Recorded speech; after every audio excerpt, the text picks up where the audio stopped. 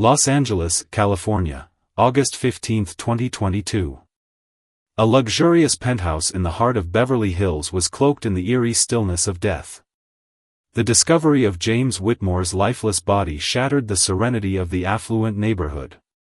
James, a self-made millionaire whose name echoed in elite social circles, had been found unresponsive by his housekeeper. At first glance, the scene suggested a tragic but natural end, perhaps a heart attack brought on by the pressures of a high-flying lifestyle.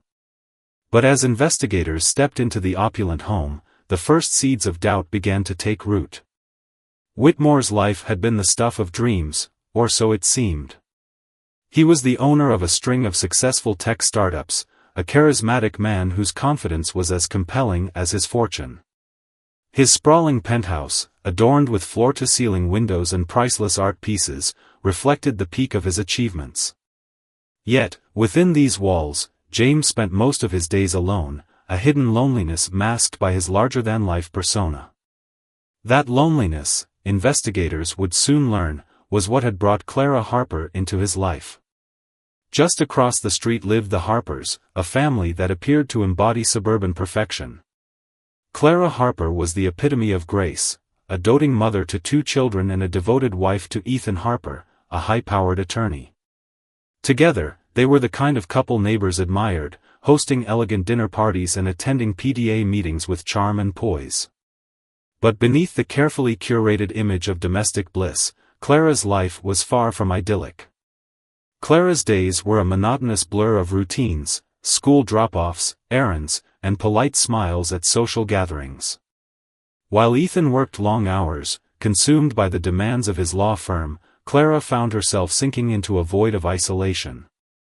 The vibrant, adventurous woman she once was had been replaced by a figure she barely recognized, a shadow of herself, confined by the gilded cage of her picture-perfect life.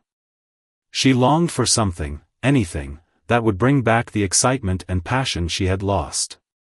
It was during a neighborhood summer soiree that their worlds collided. Clara, dressed in a flowing ivory dress that hinted at elegance without pretension, caught James's eye the moment she stepped into the garden. His gaze lingered as she moved effortlessly through the crowd, her smile polite but distant, as though her mind was somewhere else entirely. Their first conversation was unremarkable on the surface, a simple exchange of pleasantries about the weather and the food. Yet beneath the surface, an undeniable spark crackled between them. James, ever the charmer, was drawn to Clara's quiet beauty and the subtle sadness in her eyes. She, in turn, was captivated by his easy confidence and the attention he gave her, a stark contrast to the indifference she often felt at home. From that evening, their paths began to intertwine in ways neither could have anticipated. Shared glances across the street, fleeting moments of conversation at community events, and the electricity of chance encounters, all laid the groundwork for what would become a dangerous and consuming connection. What neither Clara nor James could foresee was how their burgeoning relationship would set into motion a chain of events that would end in betrayal, manipulation, and murder. The first chapter of their story ended with a haunting truth: the spark that ignited their bond would ultimately burn everything around them to the ground. Clara Harper's life was an immaculate tableau of suburban perfection. Nestled within the affluent streets of Beverly Hills, her home was a sanctuary of elegance and order, a place where neighbors would catch glimpses of her expertly manicured garden or hear the cheerful laughter of her 2 children during weekend barbecues. Clara was the quintessential homemaker, a woman who seemed to have it all. But like the glossy surface of a fragile porcelain vase, her life was a delicate facade hiding deep cracks beneath. Clara had once been a vivacious spirit, a dreamer, an artist, a woman with a keen sense of adventure. Yet the years of marital routine and societal expectations had dulled her spark. Her husband, Ethan Harper, was a successful and ambitious attorney, whose career consumed his energy and focus. To their friends and neighbors, Ethan was the ideal partner, hardworking, composed, and supportive. But to Clara, he was increasingly a distant figure, a man whose love for his family seemed overshadowed by his relentless drive to climb the professional ladder. Their marriage wasn't unhappy in the conventional sense. It was stable, predictable, and, most importantly, safe. Yet for Clara, it lacked the fire and connection that once defined their early years together. Every day felt like a blur of obligations, carpooling the kids, attending school events, hosting dinner parties. While her friends admired her ability to manage it all with grace, Clara felt as though she was disappearing, losing herself in the never-ending cycle of routine. The longing for something more gnawed at her relentlessly, though she couldn't quite define what more meant. Across the street, in a grand, modernist mansion encased in glass and steel, James Whitmore lived a life most could only dream of. His success as a tech entrepreneur had made him a household name in Silicon Valley, but his wealth extended far beyond his accomplishments in business. James was charming, confident, and magnetic, a man who seemed to possess everything: a sprawling estate, luxury cars, and an art collection that would rival that of any gallery. Yet, behind the allure of his success, James was a man haunted by loneliness. His wife, Sophia Whitmore, was a powerhouse in her own right, a CEO whose presence dominated boardrooms and corporate summits. She was intelligent, poised, and fiercely ambitious. But Sophia's career often kept her away from home for weeks at a time, leaving James to wander the echoing halls of their mansion alone. He admired Sophia's brilliance, but their marriage had become more of a strategic partnership than a romantic connection. What James yearned for, what he craved, was intimacy, warmth, and the feeling of being truly seen.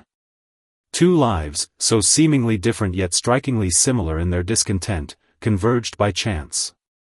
The Harpers and the Whitmores occupied parallel worlds of privilege, each family hiding their own imperfections behind the sheen of affluence. Clara, with her longing for excitement, and James, with his hunger for connection, were fated to collide in ways that would forever alter the lives of everyone around them. Their meeting at the summer soiree was the catalyst. Clara had attended reluctantly, more out of obligation than desire. She stood on the edge of the crowd, her presence understated but magnetic. James noticed her immediately. While others were engrossed in champagne toasts and polite chatter, his attention remained fixed on the woman who carried an air of quiet elegance. She was unlike the polished socialites that filled his world. There was an authenticity to her, a vulnerability that intrigued him. For Clara, James represented everything her life was not. He exuded confidence, charm, and an ease that seemed almost intoxicating. When he approached her, she felt an unfamiliar thrill, a spark of anticipation that she hadn't experienced in years. Their conversation was brief but electric. Beneath the polite exchange of words, there was a pull, an unspoken connection that both felt but neither acknowledged. In the days that followed, Clara found herself glancing out her window, searching for glimpses of James as he came and went from his mansion. James, in turn, began to invent reasons to step outside, hoping for a chance encounter. Their interactions were fleeting, shared glances, a wave from across the street, but they carried an undeniable charge. What neither of them realized was that their desires, once unleashed, would grow into something far more powerful, and far more dangerous. Clara's quest for excitement and James's longing for intimacy would soon intertwine into a relationship that neither could control, setting the stage for a tale of forbidden love, betrayal, and ultimate tragedy. It was a warm August evening when Clara Harper and James Whitmore found themselves alone in the corner of a neighbor's expansive garden during a summer soiree. The sounds of laughter and clinking glasses floated through the air, but for Clara and James, the world outside their quiet conversation seemed to fade. She wore a flowing dress of soft beige, her hair pulled back in an elegant but understated style. Her demeanor was composed, yet her smile held a trace of something vulnerable, something that captivated James instantly. Their conversation began innocuously, exchanging pleasantries about the party and the weather. But as the minutes stretched into an hour, they found themselves delving deeper. Clara, usually guarded in her social interactions, was surprised at how easily she spoke with James. He had a way of drawing her out, of making her feel seen in a way she hadn't felt in years. James, for his part, was equally enchanted. Clara's quiet intelligence and subtle wit stood in stark contrast to the polished superficiality he was used to encountering at events like this. When Clara finally excused herself to return to her husband, Ethan, who was engrossed in a conversation about corporate litigation, James felt an unfamiliar pang of longing. For Clara, there was an undeniable thrill in the way James's gaze lingered on her as she walked away. She told herself it was nothing, just harmless attention, but the flutter of excitement in her chest suggested otherwise. In the weeks that followed, their paths crossed with increasing frequency. At a community charity event, James found Clara alone near the refreshments table, looking out at the city skyline with a pensive expression. "Lost in thought?" he asked, handing her a glass of sparkling water. Clara laughed softly, brushing off the question with a practiced grace, but James pressed further. Their exchange that evening was peppered with fleeting touches, a hand brushing against an arm, a light graze of fingers as he passed her a napkin. Each small interaction felt electric, charged with an energy neither could deny. The turning point came during a quiet weekday afternoon. Clara had dropped her children off at school and found herself wandering the aisles of a quaint bookstore downtown. As she browsed, James appeared seemingly out of nowhere, a coffee in hand and a knowing smile on his face. "What are the odds?" he asked, though Clara suspected their meeting was no coincidence. They spent nearly an hour talking about books, art, and life's absurdities. By the time they left the shop, their connection had deepened into something neither could ignore.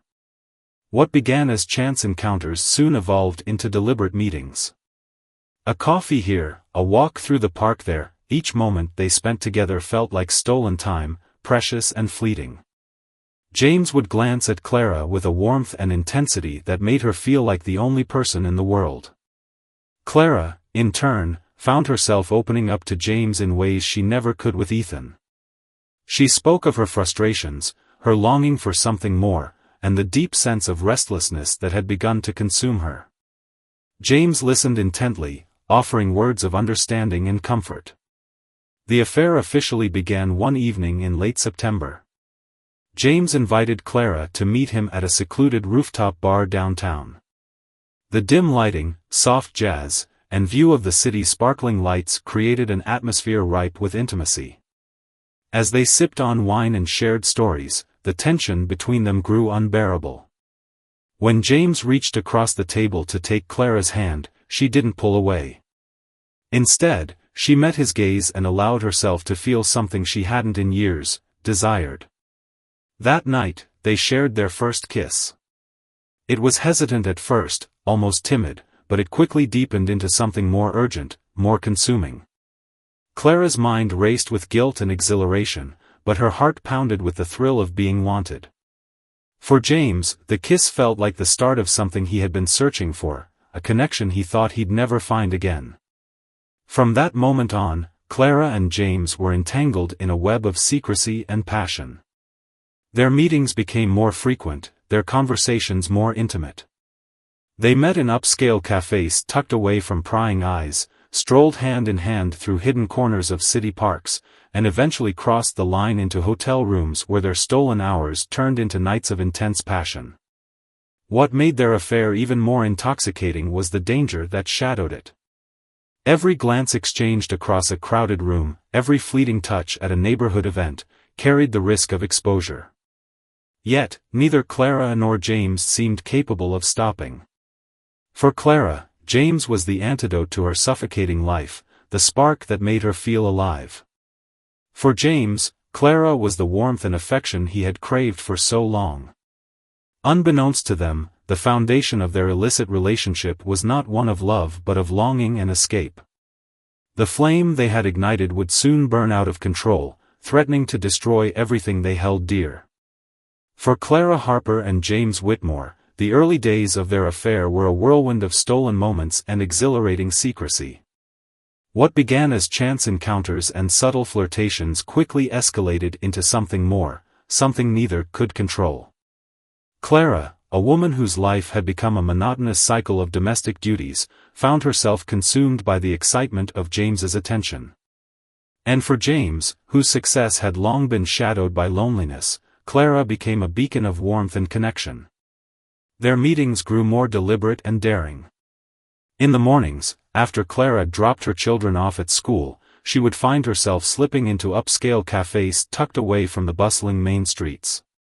James would already be there, waiting at a quiet corner table, his eyes lighting up the moment he saw her. Over steaming lattes and whispered conversations, they shared pieces of themselves that they rarely offered to anyone else. James spoke of his strained marriage to Sophia, a woman he respected but no longer felt connected to. Clara confided in him about the emptiness she felt in her life and her growing sense of detachment from Ethan. "I feel invisible," she admitted one morning, her voice tinged with vulnerability. "Ethan doesn't see me anymore." "Not really." James reached across the table, his hand gently brushing hers. "I see you, Clara," he said softly, his gaze unwavering. And in that moment, she believed him. As the weeks turned into months, their meetings became more intimate. Afternoons were spent in secluded hotel rooms, where the barriers between them dissolved entirely. The world outside faded away as they indulged in the passion that had been missing from their lives. Clara, who had always been measured and composed, felt free in James's presence. With him, she could laugh, cry, and let her guard down in ways she hadn't with Ethan in years. James, meanwhile, found himself captivated by Clara's grace and intelligence. She wasn't like the women he typically encountered in his social circles, polished, ambitious, and often emotionally distant. Clara was genuine, her every word and gesture imbued with a quiet strength that drew him in. To him, she was more than a lover, she was a revelation, the missing piece he had been searching for. But beneath the surface of their seemingly perfect affair, cracks were already forming. James began to shower Clara with extravagant gifts, designer dresses, delicate jewelry, and rare perfumes. Each gift was an expression of his growing devotion, but it also highlighted the imbalance in their relationship. Clara accepted the presents with a mix of gratitude and guilt, knowing that while she enjoyed the thrill of James's generosity, her feelings for him didn't match the intensity of his for her. To Clara, the affair was an escape, a way to reclaim the excitement and sense of agency she had lost in her marriage. She loved the way James looked at her, the way he made her feel alive, but deep down, she wasn't in it for love. She knew she couldn't abandon the stability Ethan provided, and the thought of upending her family's life filled her with dread. For her, James was a fleeting fantasy, not a permanent solution. James, however, saw things differently. As their affair deepened, so did his feelings for Clara. He began to imagine a future with her, a life where they could be together openly, free from the constraints of their current lives. He spoke of leaving Sophia, of starting fresh in a new city where no one would judge them. Clara, ever the skilled manipulator, encouraged his dreams while keeping her own intentions hidden.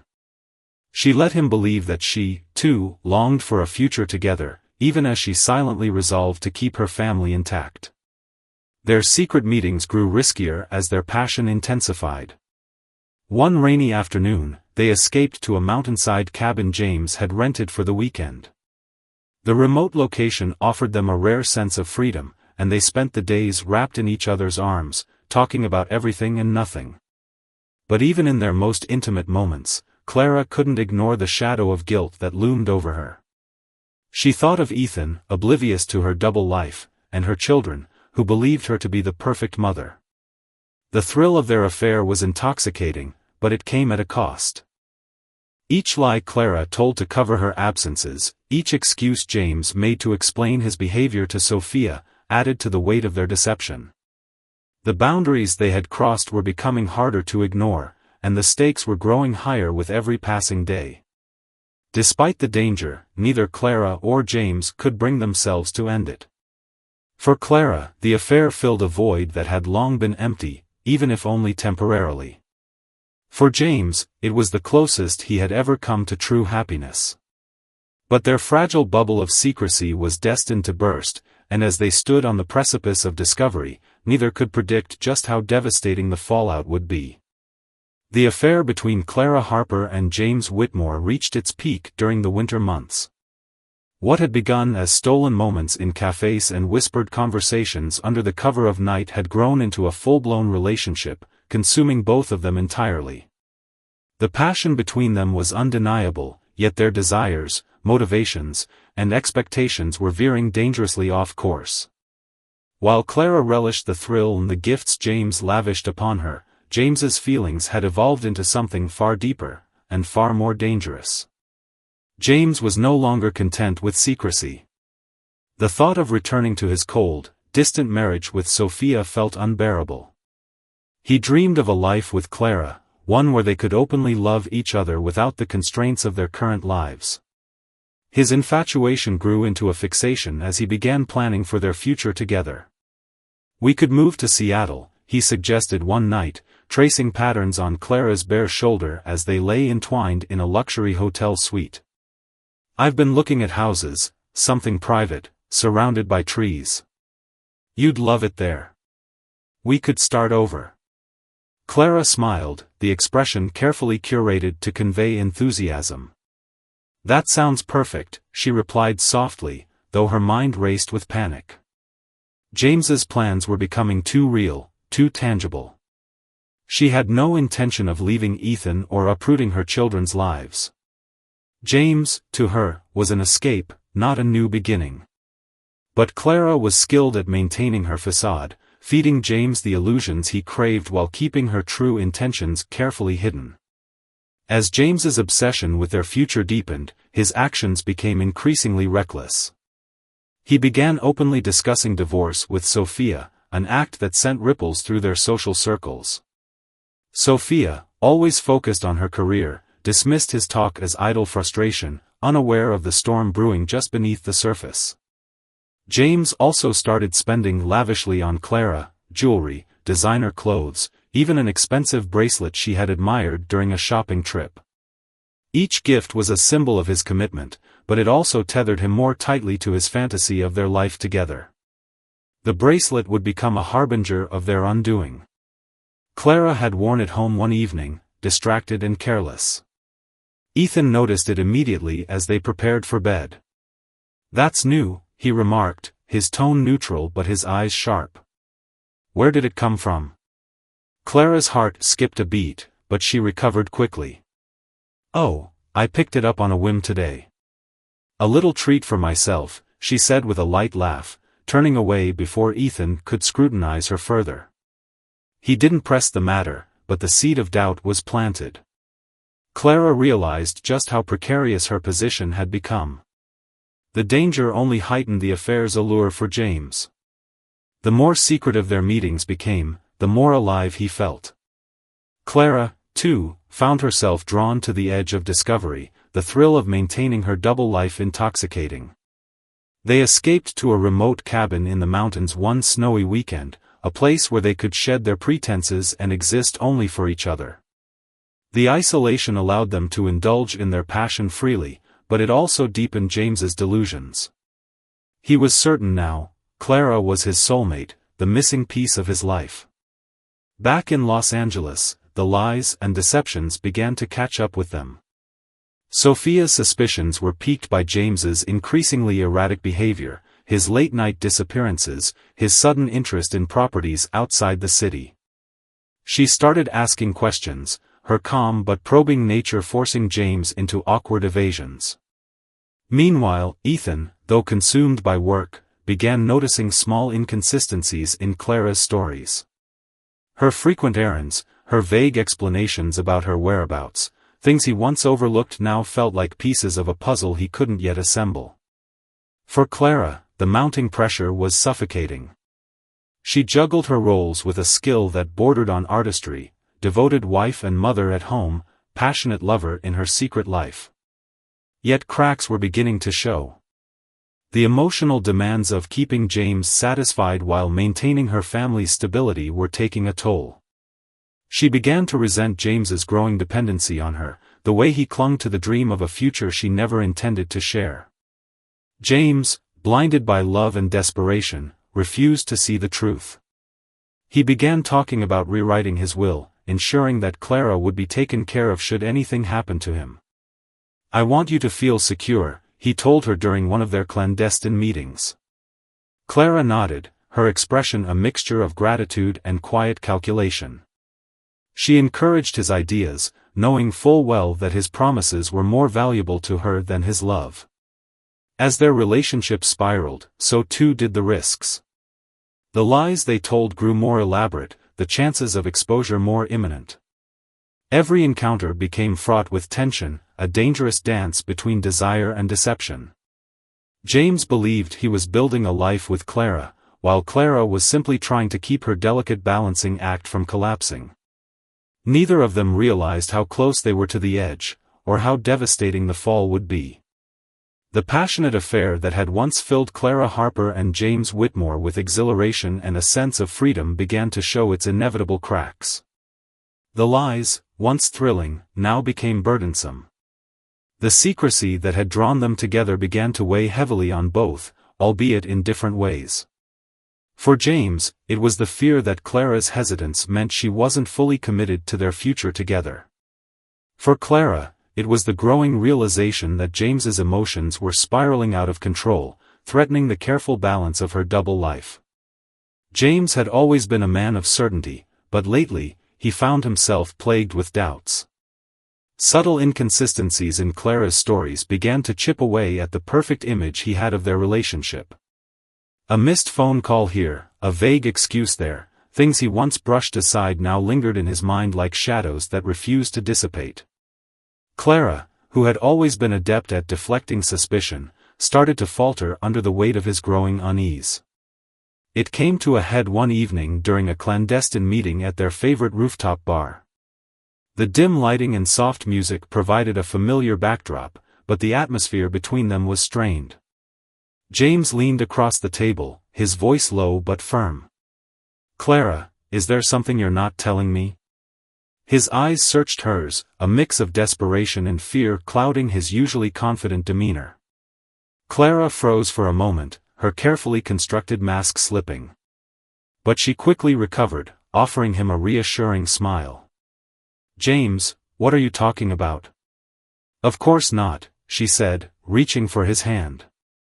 "You're imagining things." But James wasn't convinced. He pressed on, his voice trembling slightly. "Then why does it feel like you're pulling away? You're distant, Clara. I can feel it." The vulnerability in his tone cut through her defenses, and for a moment, Clara felt a pang of guilt. But she pushed it aside. She couldn't afford to let James see the cracks in her own resolve. "James," she said softly, her voice tinged with exasperation. "You're overthinking this. You mean so much to me, you know that. But this, what we have, it's complicated. I need you to trust me." James nodded, but the seed of doubt had already taken root. He began to replay their interactions in his mind, scrutinizing every word, every gesture. His once blind devotion to Clara was now tinged with suspicion. He wanted to believe her, but the inconsistencies were becoming too glaring to ignore. Clara, meanwhile, was grappling with her own mounting pressures. Maintaining the charade of a loving wife and mother at home while placating James's growing demands was becoming increasingly difficult. Ethan, though still oblivious to the affair, had begun to notice her distracted behavior. "You've been distant lately," he remarked one evening as they sat together on the couch. "Is everything okay?" Clara forced a laugh, brushing off his concern.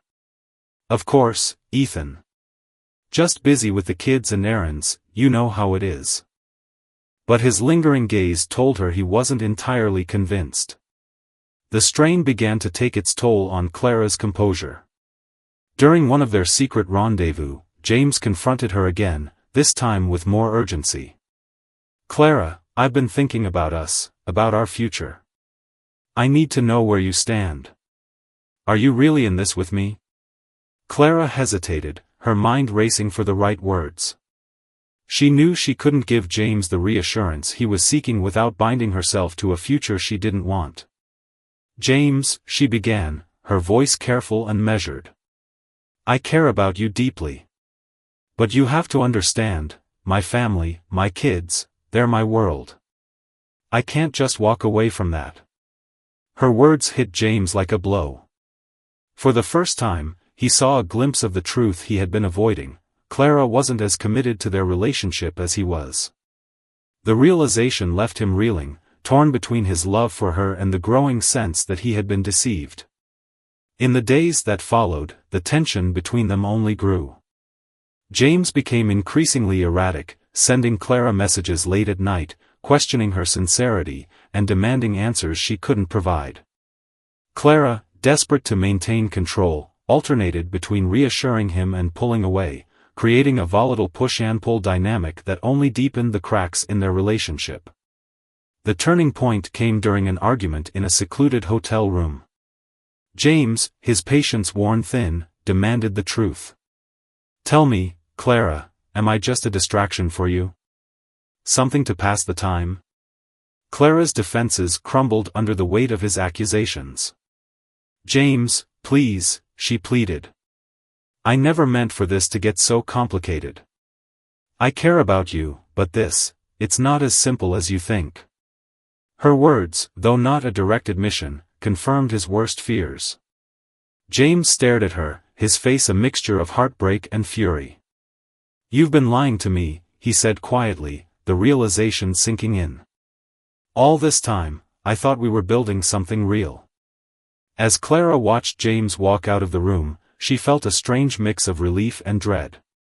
The delicate web of lies she had spun was beginning to unravel, and she knew it was only a matter of time before everything came crashing down. The morning James Whitmore's lifeless body was discovered in his luxurious Beverly Hills penthouse, the air was thick with shock and speculation. At first, his death seemed tragic but natural, perhaps a heart attack, a sudden end to a life lived in high-stakes business and indulgence. But as the investigation unfolded, it became clear that James's demise was anything but ordinary. What had appeared to be a closed chapter in his life would soon unravel into a tale of betrayal, manipulation, and murder. The first red flag arose during the coroner's routine examination. James's body bore no signs of trauma, but toxicology reports revealed something far more sinister, traces of a rare and lethal poison coursing through his system.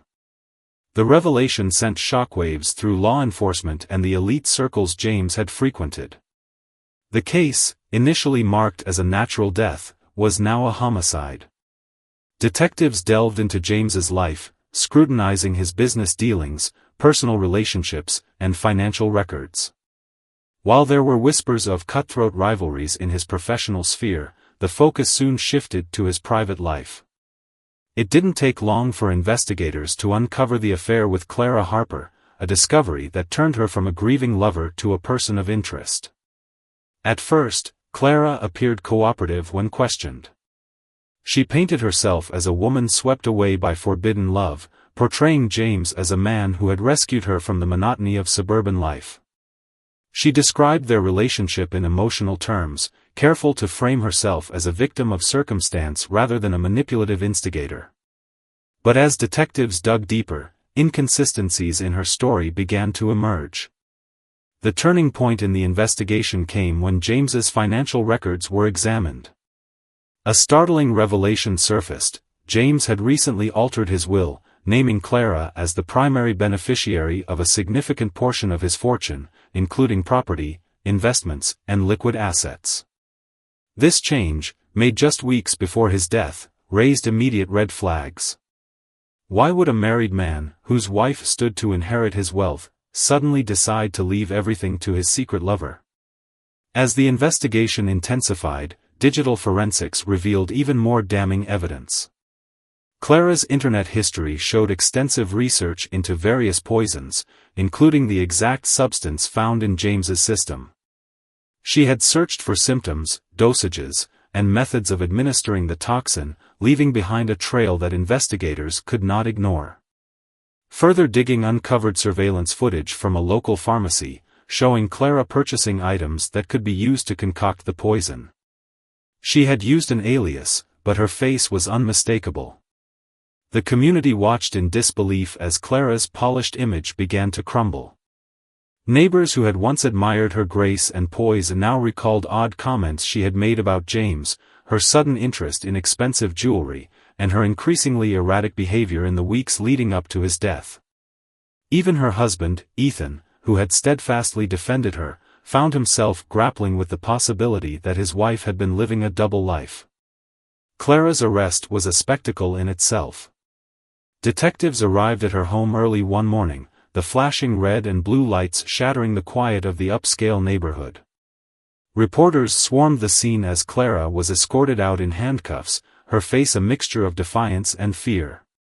Her children watched from a window, their tear-streaked faces a haunting reminder of the collateral damage her actions had caused. In the days following her arrest, the evidence against Clara mounted. Witnesses came forward with stories of her manipulative nature, her ability to charm and deceive with ease. Bank statements revealed unexplained deposits, further suggesting that she had been siphoning money from James under the guise of shared investments. Emails and text messages between Clara and James painted a chilling picture of a woman who had skillfully played on a vulnerable man's emotions to achieve her goals. What shocked investigators most was the cold calculation behind Clara's actions. She had encouraged James's dreams of a future together, feeding him promises of love and devotion, all while carefully positioning herself to benefit from his wealth. When James began to sense her true intentions and pressed her for answers, she had resorted to the unthinkable, silencing him forever. As the media latched onto the story, Clara became the center of a national scandal. Headlines labeled her the Beverly Hills Black Widow, a nickname that encapsulated the betrayal and greed at the heart of her crimes. Public opinion was swift and brutal. The woman who had once been admired for her elegance and charm was now vilified as a heartless manipulator. The final nail in the coffin came when forensic evidence linked the poison directly to Clara's possession. A trace amount of the substance was found in a vial hidden in her car, a mistake that betrayed her otherwise meticulous planning. Faced with an overwhelming case, Clara maintained her innocence, claiming she was framed by forces jealous of her relationship with James. But no one, not even her closest allies, believed her anymore. The affair that had once been her escape had now become her undoing. Clara's calculated deception, once a carefully maintained secret, had been laid bare for all to see. And in the end, the life she had so desperately tried to control came crashing down, leaving only devastation in its wake. The trial of Clara Harper captivated the nation. Dubbed by the media as the Beverly Hills Betrayal, the courtroom became the stage for a chilling drama that blended greed, deception, and murder. The polished woman who had once epitomized suburban perfection now sat at the defendant's table, her hands folded neatly as cameras flashed and spectators whispered. The stakes were clear. If convicted, Clara faced life imprisonment for the calculated murder of James Whitmore. Prosecutors wasted no time building their case, presenting a meticulously assembled narrative of Clara's deception. They painted her as a cunning manipulator who had seduced James with the sole intent of exploiting his wealth. Emails, text messages, and financial records were brought to light, each piece of evidence tightening the noose around Clara's defense. Jurors gasped as prosecutors revealed the chilling details of her internet searches, keywords like undetectable poisons and lethal dosages, and the surveillance footage of her purchasing materials later linked to James's poisoning. The most damning evidence, however, came from James's altered will. Prosecutors argued that Clara had pressured him into naming her as the primary beneficiary, exploiting his vulnerability and deepening emotional dependence on her. To underscore her alleged motives, the prosecution highlighted Clara's extravagant spending habits and the expensive gifts she had eagerly accepted from James. These were not the actions of a woman in love, they argued, but of someone methodically securing her financial future. The courtroom was gripped as witnesses took the stand. Neighbors and friends described Clara's dual nature, gracious and poised on the surface, yet distant and calculating beneath. A former acquaintance testified about Clara's ability to manipulate those around her, calling her charm a weapon she wielded with precision. Even Ethan Harper, her once devoted husband, was forced to confront the reality of his wife's deceit. His testimony, laced with a mixture of betrayal and disbelief, painted a portrait of a woman who had expertly compartmentalized her life to hide her darkest intentions. Clara's defense team, led by a high-profile attorney, argued that the case against her was circumstantial. They suggested that James's wife, Sophia Whitmore, had a stronger motive, citing her high-profile career and the strain it had placed on their marriage. A scorned spouse, the defense attorney intoned, is capable of far more than we care to admit. They attempted to poke holes in the prosecution's timeline and cast doubt on the validity of the forensic evidence. But the weight of the evidence against Clara proved insurmountable.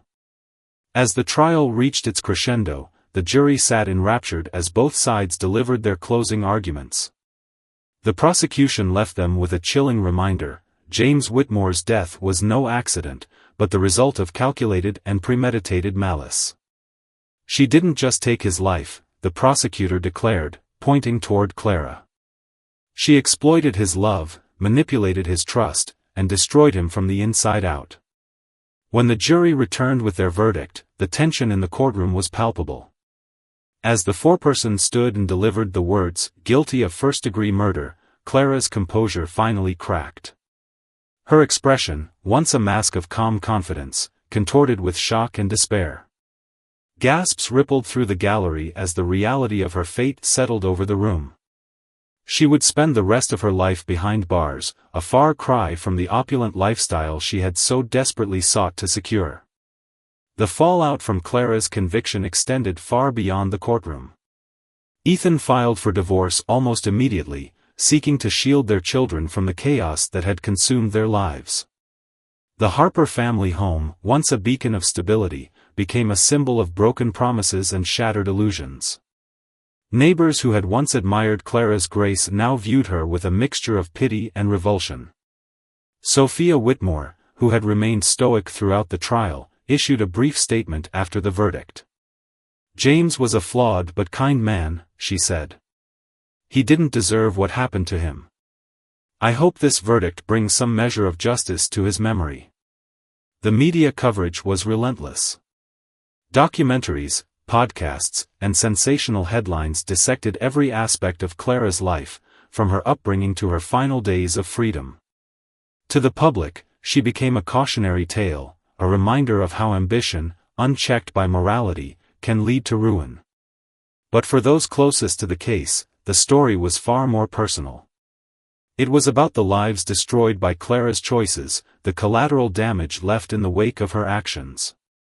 In prison, Clara reportedly maintained her innocence, claiming she had been framed.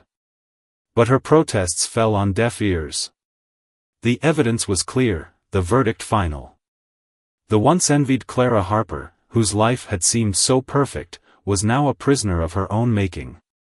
As the community of Beverly Hills tried to move on, the story of James Whitmore and Clara Harper remained a stark reminder of the darkness that can lurk behind even the most polished exteriors.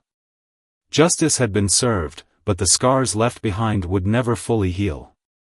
For those who had witnessed the tragedy unfold, the memory of Clara's betrayal and James's untimely death would linger as an enduring cautionary tale. The trial of Clara Harper might have ended with her conviction, but the ripples of her actions continued to reverberate far beyond the courtroom. Her story became a modern parable, a stark reminder of how greed, deception, and unbridled ambition can lead to ruin. The community of Beverly Hills, once captivated by Clara's grace and charm, struggled to reconcile the woman they thought they knew with the calculating killer she was revealed to be. For the Harper family, the fallout was devastating. Ethan Harper, a man who had built his life on structure and discipline, was left grappling with the betrayal of the woman he had trusted implicitly. The divorce was swift but bitter, as Ethan fought not only to protect his children from the scandal but also to reclaim some semblance of normalcy. Friends and neighbors, once eager to support the Harpers, now kept their distance, unable to look at Ethan without seeing the shadow of Clara's crimes. For his children, the loss was more profound. Clara's arrest shattered their innocent perception of their mother and left scars that would take years to heal. The community itself was forever changed.